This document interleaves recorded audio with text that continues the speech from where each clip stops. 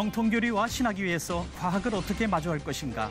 창조 이해에 관한 과학자와 신학자의 학술 발표회 소식 잠시 후 전합니다.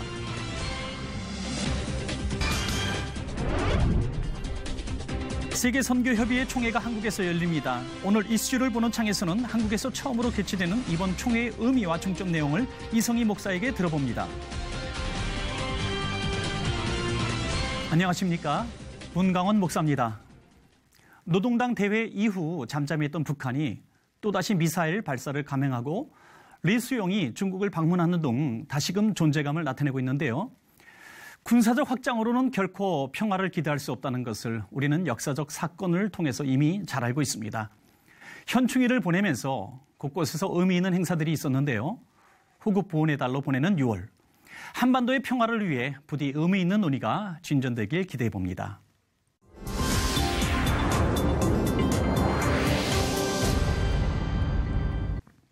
첫 순서로 교계 뉴스부터 전해드립니다. 창조론과 진화론 사이의 타입이라고 볼 수 있는 유신 진화론이 등장했습니다. 하나님이 말씀으로 사람과 동물을 만드신 게 아닌 단백질을 만들어 단세포를 거쳐 인간이 됐다고 하는 이론인데요. 유신 진화론에 대해서 토론하는 자리가 있었습니다. 강현철 기자가 보도합니다. 기독교 학술원이 창조론이냐 유신론적 진화론이냐를 주제로 제54회 원래 기도회 및 발표회를 개최했습니다. 창조과학회원들이 참여한 이번 발표회는 창조론과 진화론 간의 논쟁을 과학적이고 성서적인 방법을 통해 해결하기 위해 마련됐습니다. 기독교 학술원은 온누리교회와 같이 바른 성경적인 창조의 이해가 무엇이겠느냐 이런 의미에 있어서 이 모임을 가졌고, 최근 과학계는 진화론의 입장에서 창조를 해석한 유신 진화론이 제기되고 있습니다. 태초에 하나님이 천지를 창조하셨으나 인간과 동물은 단세포로 창조해 진화 끝에 지금과 같은 형태를 갖게 됐다는 것입니다. 고려대학교 이윤일 교수는 진화론은 과학적인 접근 방식이 아니라며 진화론만이 과학적인 것으로 맹신하는 사람들을 비판했습니다. 생명체가 저절로 생기느냐 아니면 생명체가 설계에 의해서 창조되었느냐, 이 두 가지 중에서 사실은 아무도 실험할 수도 없고 또 관찰할 수도 없는 거기 때문에 진화론만이 과학이다라고 주장하는 건 반대로 얘기하면 창조는 있을 수 없다라고 주장하는 건데, 이 교수는 이어 과학은 하나님의 창조 원리 가운데 있을 때만이 바로 설 수 있다며 원죄로 무너진 창조 질서를 과학이 바로잡는 데 사용돼야 한다고 주장했습니다. 연구를 통해서 드러냄으로 말미암아 그런 하나님의 창조의 섭리가 얼마나 놀라운지, 또 하나님이 얼마나 우리가 그런 것들을 주셨는지를 아는 걸 통해서 어떻게 보면 과학을 통해서도 하나님을 더 알 수 있지 않나 생각을 합니다. 경인여자대학교 이병수 교수는 점진적 창조론 비판과 성찰을 주제로 발표를 이어가며 6일이 아닌 장구한 기간에 걸쳐 하나님이 세상을 창조했다는 점진적 창조론자의 주장에 반박했습니다. 한편 기독교 학술원은 오는 10일 독일 튜빙겐 대학 페터바이어 하우스 명예교수를 초빙해 강연회를 개최할 예정입니다. C채널 뉴스 강현철입니다. 국내 최초의 초교파 자생 선교단체인 GP선교회가 7년 만에 백서를 펴냈습니다. 전 세계 선교 현장의 모습이 생생하게 담겼다고 하는데요. 그 내용을 김효정 기자가 전해드립니다. 인도네시아 등 회교가 강한 지역은 장기적 관점에서 접촉점을 찾는 것이 중요하며 첫 예배 처소는 일반 주택 형태로 하는 것이 좋습니다. 선교사는 현지인에게 돈을 빌려주거나 빌려서는 안 되며 금전적인 약속을 하지 않아야 합니다. 공격적인 포교의 모습으로 조만간 전 세계의 이슬람화가 일어날 것 같지만 지금도 하나님의 놀라운 일들이 벌어지고 있습니다. 에티오피아에서 성경책을 선물 받은 형제가 약 7천 명에게 세례를 주었고, 노르웨이 선교사에 의해 회심되고 제자 훈련을 받은 동남아시아의 한 청년은 마을 주민에게 복음을 전하기 시작해 현재 10만 명이 모여 예배드리고 있습니다. 37개국 350여 명의 선교사를 파송한 국내 최초의 자생 선교단체인 GP선교회가 선교 현장의 생생한 경험이 담긴 백서를 발간했습니다. 2009년 백서 발간 이후 7년 만으로 교회와 학교, 문화, 전방 개척 등의 영역으로 4명에서 6명의 선교사들의 현장 사례가 담겼습니다. 1999년 KGM과 PWM이 통합해 탄생된 GP선교회는 내부 평가와 설문 등을 통해 GP선교회를 포함한 한국교회 선교의 현주소를 함께 분석하고 대안을 제시하기도 했습니다. 가장 먼저 목회자 중심 선교사 파송과 고령화 현상은 여전한 것으로 나타났습니다. GP 선교사들 가운데 20대의 수는 절대적으로 적으며 대다수가 단기 선교사에 해당합니다. 또한 전문인 사역, 평신도 사역의 중요성이 언급되고 있음에도 실제로 활동하고 있는 선교사 중 목회자 출신이 여전히 다수를 차지하는 것으로 나타났습니다. 한편 인용한 자료를 통해 분석한 결과 전체 한인 선교사 중 상당수가 전방 개척 지역보다 일반 선교 지역에서 활동하고 있는 것으로 나타나 전방 개척 선교 중심의 선교 전략이 필요하다고 강조했습니다. C채널 뉴스 김유정입니다. 이번에는 나라 밖 소식입니다. IS와 이슬람 과격 단체들이 중동 지역 기독교인의 생존을 위협하는 가운데 이미 많은 기독교인들이 목숨을 잃었습니다. 하지만 그런 와중에 세계에서 가장 오래된 기독교 도시의 시민들이 생존했고 지금은 탈환한 도시의 재건을 위해 노력하고 있다고 하는데요. 시리아 말룰라에서 전해온 소식입니다. Welcome to Malula, an ancient Christian city where the people still speak Aramaic, the language of Jesus.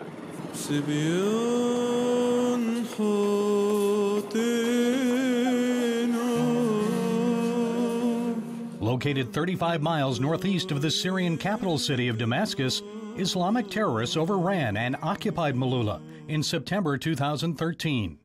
Because of Malula's ancient history, it has become a symbol of Christianity. That's why the Islamic extremists wanted to control it, because it was this symbol for all of Syria. And that's why it was important for the Assad regime to control it again. The Syrian army fought aggressively and liberated Malula 8 months after the terrorists seized control. But the town had already suffered much hardship and destruction. Militants left St. George's Church here in Malula largely intact, but they did their damage to the interior, like to some of these ancient church icons. The terrorists tried to erase Malula's Christian heritage by shooting up icons. They used knives to desecrate a depiction of the Last Supper. They knocked down this Jesus statue and broke it into pieces.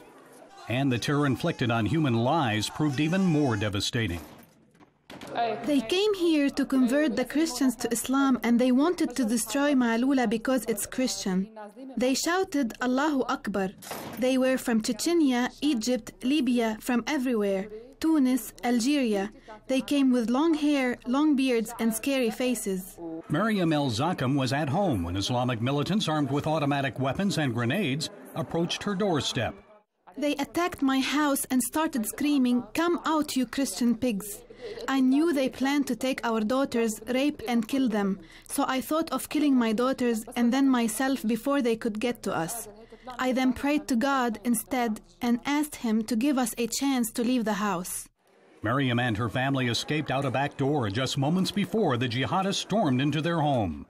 Father Tufekid is the parish priest of St. George's Greek Melkite Catholic Church. We had a lot of fear, in fact, in that time, and people began to leave Malula, in fact. 6 young people, in fact, kidnapped, and we don't know anything about them, in fact. They also kidnapped 15 nuns who spent 3 months in captivity before they were freed in a prisoner exchange. Other Christians, however, were not so fortunate. Maryam's nephew Sarkis and 2 other men hid in the cellar of this house. The jihadists called out to them, pledging they would not be harmed if they surrendered.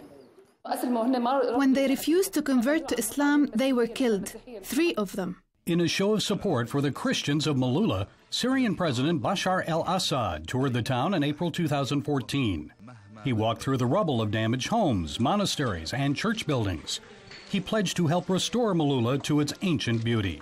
The government felt it was important to care for the Christians and show they're caring for the Christians. Of course, not only because they are Christians, but because Malula became in the past a symbol of the Christianity itself and a symbol of the living together between Christians and Muslims. That's why Malula was important, and that's why it was attacked. Restoration efforts continue at St. Sarkis Monastery. It's one of the oldest monasteries in all of Christendom. This is how it looked days after the terrorists were chased from Malula. And here it is today. The monastery chapel remains intact. Built in the 4th century on the ruins of a pagan temple, it predates the Council of Nicaea in 325 AD. Missing today are 16th and 18th century icons. which once adorned the chapel walls. The jihadists may have either sold or destroyed them. And Miriam says the terrorists could have easily massacred Malula's Christians, but God intervened.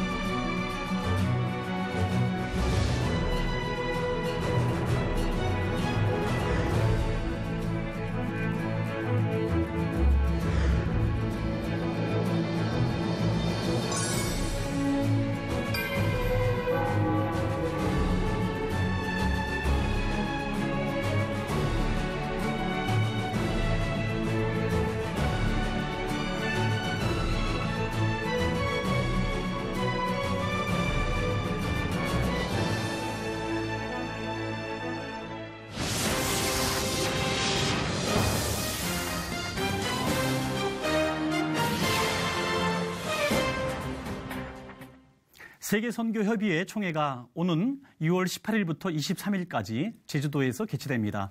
총 40여 개국 32개 회원교단에서 참여하는 매우 의미 있는 자리가 될 것으로 예상하는데요. 오늘 이슈를 보는 창에서는 이번 대회 준비위원장이신 이성희 목사님 모시고 자세한 말씀 들어보도록 하겠습니다. 목사님 안녕하십니까? 안녕하세요. 반갑습니다. 목사님 너무 반가운데요. 감사합니다. 목사님 먼저 세계선교협의회 총회에 대해서 말씀을 드렸는데요. 이 단체가 어떤 단체인지 소개 부탁드리겠습니다. 세계선교협의회는 그 Council for World Mission, CWM이라고 하는 단체인데요.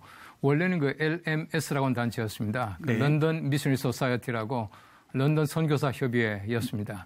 1795년, 그 221년 전에 설립된 그 기구인데, 원래는 그 리빙스톤을 아프리카에 보내고, 또 토마스 목사님을 중국으로 보내서 한국에 오게 하고, 또 우리나라에 성경 번역했던 그 존 로스 목사님이나 또 존 맥킨타이어, 이런 분들을 파송한 선교 그 파송 기관이었습니다.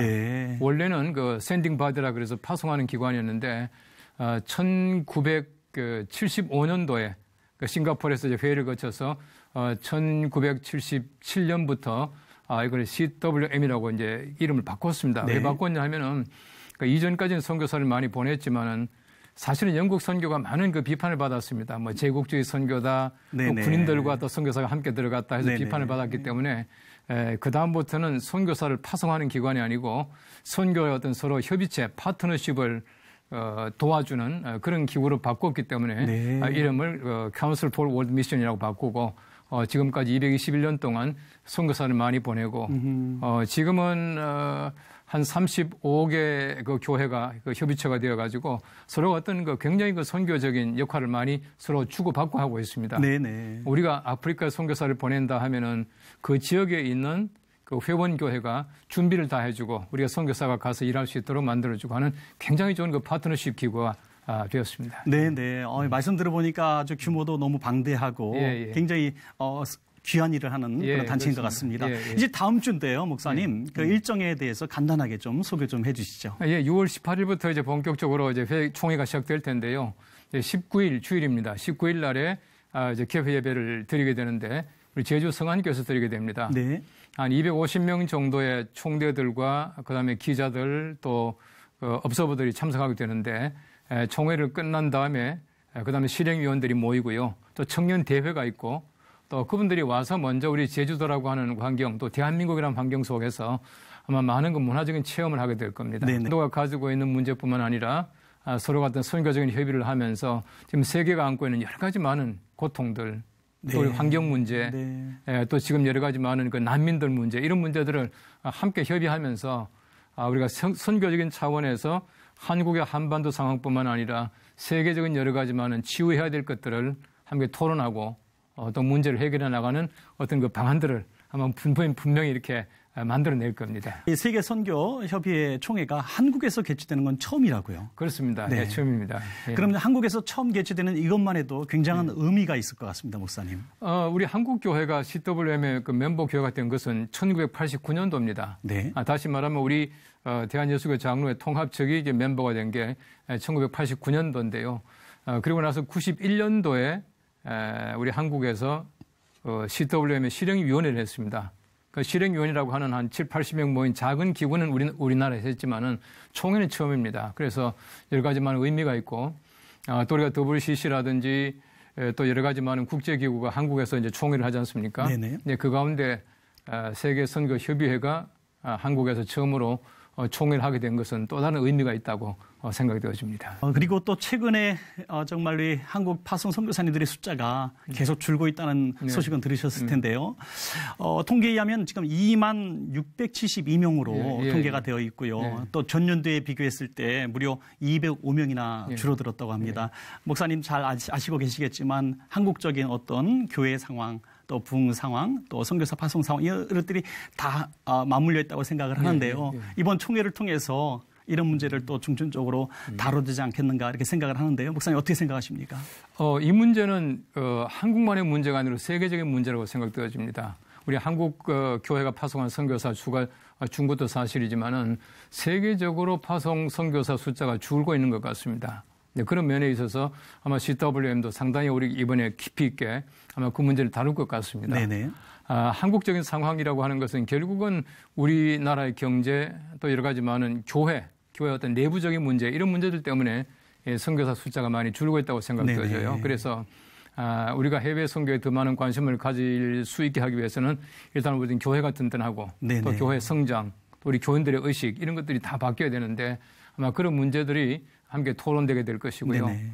또 실제로 보시면 교회만의 문제가 아닌 것 같아요. 네. 제가 볼 때는 소위 말하는 탈종교화 현상이 일어나는 것 같아요. 네네. 예, 우리 천주교나 뭐 불교나 우리 모두가 지금 또 우리 한국적인 상황에서는 좀 이게 쇠퇴하고 있는 것 같아요. 네. 특별히 논의들 가운데에 향후 선교 영역 그리고 방향 이 두 가지 설정이 굉장히 중요하다고 보는데요. 목사님 생각하실 때 이번 선교 주제 중에서 향후 선교의 영역과 방향에 대해서 어떻게 논의가 될 것 같습니까? 그 선교 영역과 또 선교 정책을 이전의 제국주의적인 선교에서부터 이제는 정말 그 소위 말하는 비선교지의 소위 말하는 백성들, 사람들하고 함께 할 수 있는 그런 선교 정책. 가서 섬기면서 함께 우리가 복음으로 하나 될 수 있는 그런 선교 정책으로 바뀌어야 되지 않겠냐 하는 생각이 들고요.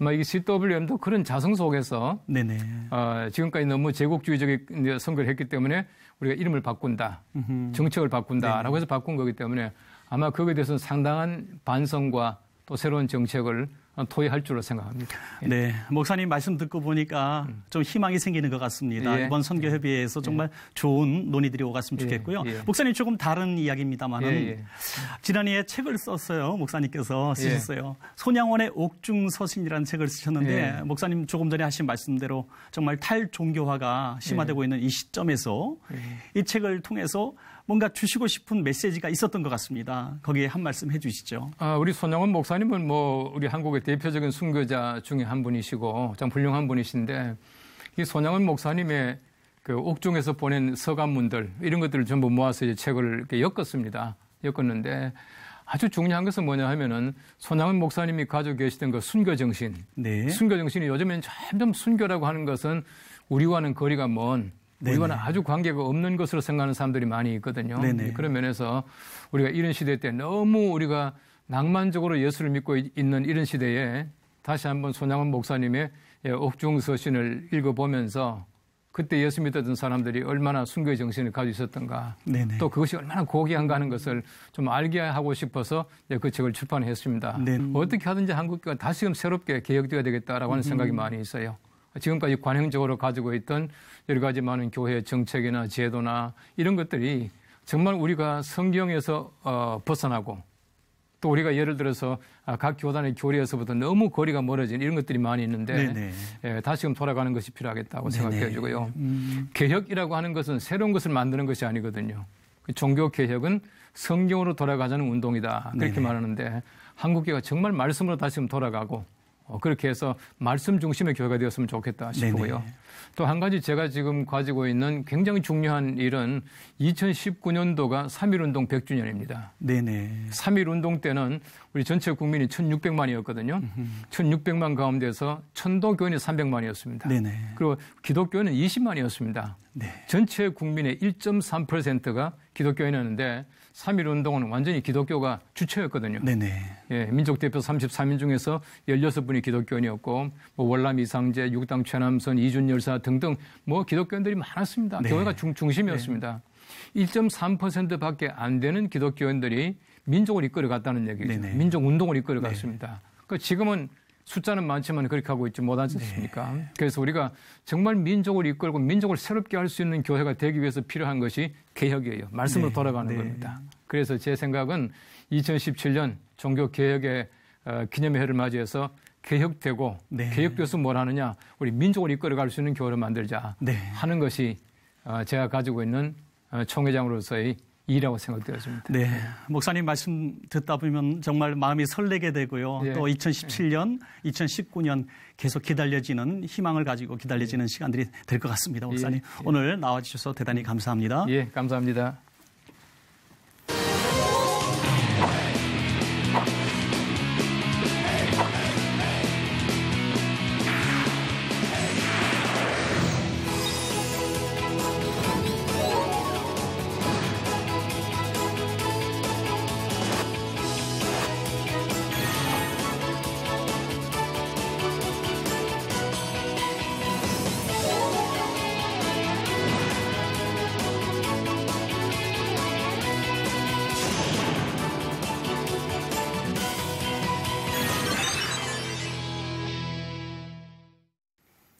연일 30도가 넘는 기온에도 여전히 야외에서 일을 하셔야 하는 분들도 많으신데요. 충분한 수분 섭취도 잊지 않으셔야 되겠습니다. C채널 매거진 굿데이는 여러분이 직접 참여하실 수 있는 방송입니다. 아래 전화번호와 이메일로 언제든지 연락 주시기 바라겠고요. 또 인터넷을 통해서도 다시 보실 수 있습니다. 오늘 순서는 여기까지입니다. 시청해 주신 여러분 고맙습니다.